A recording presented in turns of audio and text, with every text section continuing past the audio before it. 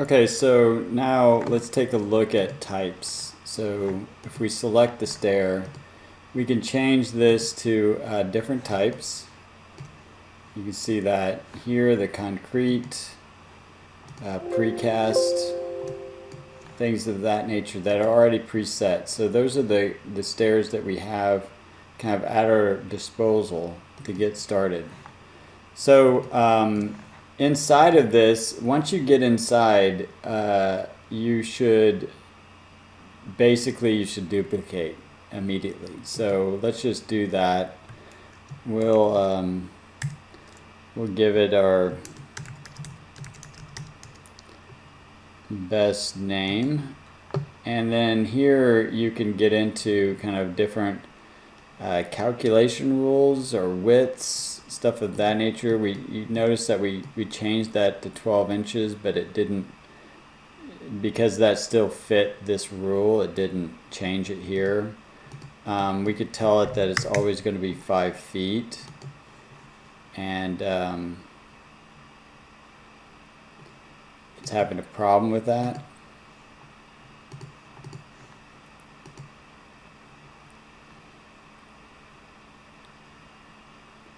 Oh, minimum run width.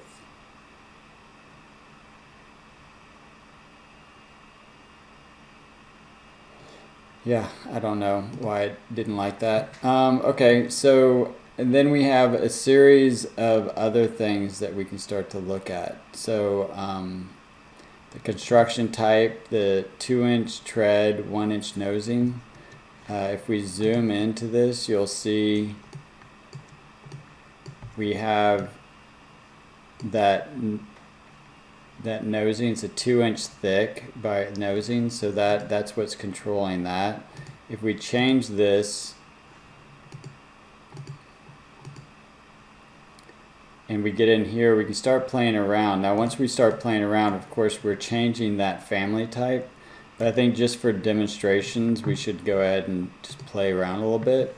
So you can see that it increased that dimension to increase the tread thickness. Alright, do you see that? Nosing length, so let's just say we do something obnoxious like 3 inches. You see that pushed the riser back there. So these aren't things that necessarily would I do, but there are things that you can do.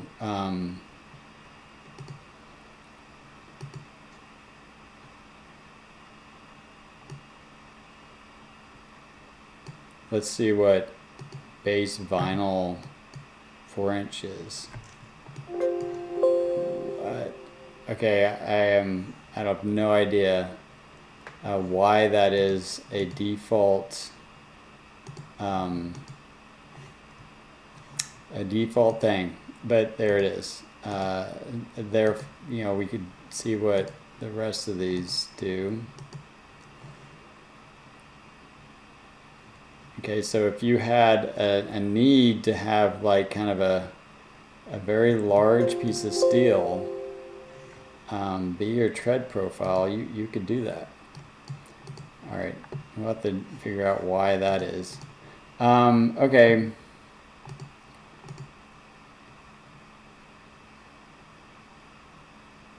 Well, there is a lot of different things. Front, left, right.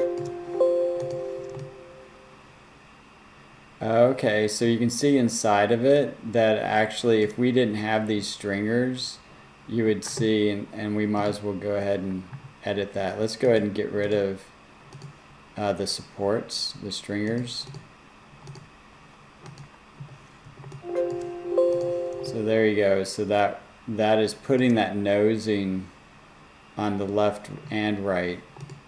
So so there you go. There's some other stuff that you can do. Now we kind of made a mistake in immediately kind of adjusting this without duplicating it. I have no intention of using this, but just for good practice sake, we'll just set it back to the way it was. Okay, so that's interesting. Let's just take a look at some of these other commands. We took off the supports. Let's look at what it means to get those back. So I'm just going to go ahead and edit this again. Let's just turn on the stringer on the right. So the way right and left works is that as you face it going up, the right side is what they consider right, the left side's then the other side. So what that does is it gets us back to having that support, that big beam. But let's take a look at some of the other options. So the other option in here is like, okay, carriage open. What does that do? So you can see what it does is that it creates a stringer that's below the tread, and the tread and riser are cut out of it. So it decreases its structural integrity, but then it makes it so that you don't have that big massive piece. So there are a lot of things that are going on when you're designing stairs, because they are a structural piece. You do need to keep that in mind. And one thing that you would want to keep in mind for this carriage is like, is this dimension enough material to support the stair? Of course, you'd want to consult your structural engineer, but if we want to change that, we're going to have to go into these 3 dots. This is something that I'm not particularly fond of Revit on. They just go into dialog box insanity, and it's easy to lose where you're at. Very easy to lose where you're at. So bear with me, but this is what we're trying to battle. So anytime you see the 3 dots, it means that you're about to go into a new dialog box. So if I want to change that, let's poke around here a little bit and see what we have to do. So depth on run. Let's just change that. I'm going to change that. I'm going to always try to change it kind of a large dimension so that we see what's going on. Depth on run. So it added a great deal. So that really was adding that extra depth that we thought we might need to make it structurally sound. So that's interesting. I think it was like 2.5 actually. Just put that back. Structural depth on landing. So that would be over here. Let's just go to like 1.5 feet. So okay, so it added some depth here for this way. You can see that it doesn't really align because we did not add it to the run. So if we had added it here, it should start to align.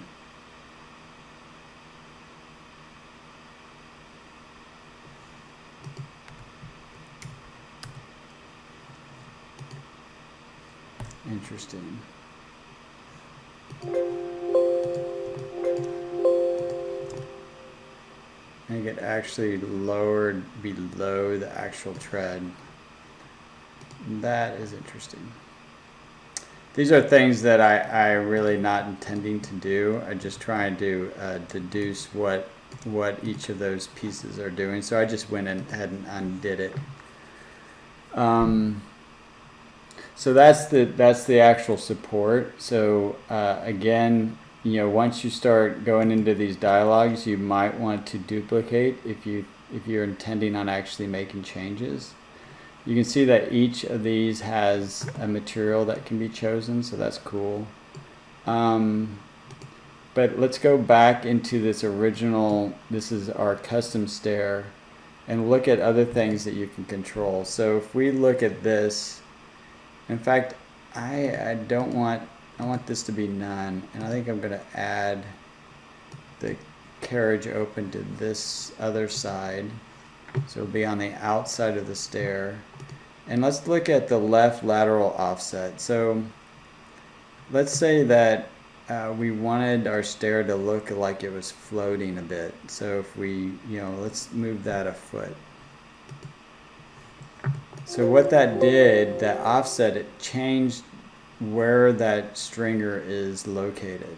So I could push it, keep pushing it inward until I imagine I get to the actual, width of the stair, and it disappeared on me. So, don't want to go too far. You can do all kinds of crazy things as far as modeling in Revit. It doesn't mean that it's structurally stable.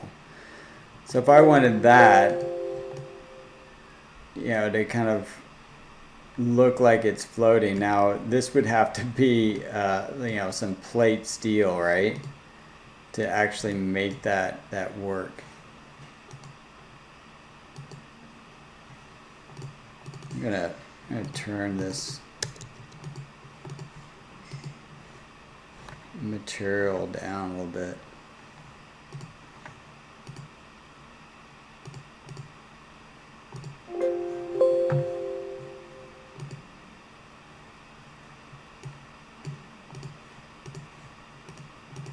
Just annoying. Okay. All right, so this is it gives you a little bit of sense. Now the other thing that we might want to take a look at would be the tread. So I've got into supports. Okay, that's all good. So actually, if we look at the construction, the tread is in here. Let's look at different nosings. We already did that, but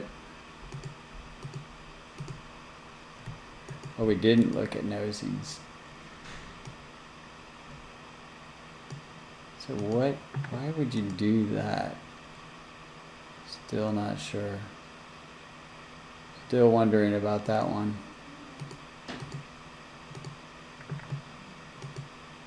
So if we turn off and we go to default, we can see that then it just goes into a kind of a straight plank and doesn't do that little chamfer. All right, so and then we look at maybe the riser itself. So that's going straight down. What does slanted mean? All right, so slanted, it gives you that same 1 inch. And we're still, if you want to make your stair ADA accessible, you need to have 1 inch from the back of the tread to the nose of the next tread. So that's what this did. So it did slope it, but it kind of built that slope into both the tread and the rise. So again, this is just the different parts, but it's important to know kind of where those parts are so that you can control them. So this is where you would add material to rise and tread. And riser thickness, 1/4 inch. Let's see what happens when we go to, like, say 1 inch. Let's try that. Say that 1 inch. Okay, so that's that thickness. I guess that makes sense. Let's go back to 1/4 inch. And then we have the default profile, and again we have these kind of weird things, but if we wanted to still, I'm not sure what's going on there. I'm just going to go back to the default because that scares me. Extend riser behind the tread. Extend tread under riser. Okay, so you see how that worked. It like pushed it through. Join all riser and tread. So if there's one monolithic material, that would make a lot of sense. Okay, so I'm just going to cancel that. But that gives you a pretty good idea of all the different things. I know there's a lot, but there you go.